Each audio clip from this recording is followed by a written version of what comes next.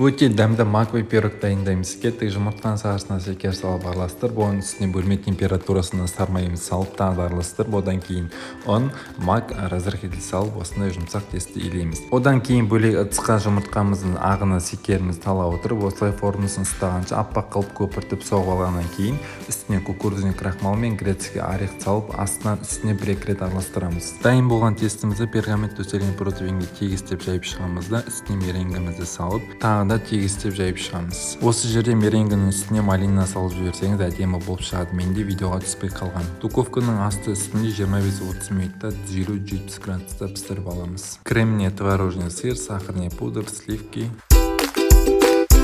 Пирогымыз толықтай суығаннан кейін барып қақ ортасын екіге бөліп аламыз да біреуінің үстіне кремімізді жағып, екіншісін үстіне қоямыз. Бетін өздеріңіздің қалауларыңызша әсемдесеңіздер болады. Маквей пирогымыз дайын, ас болсын.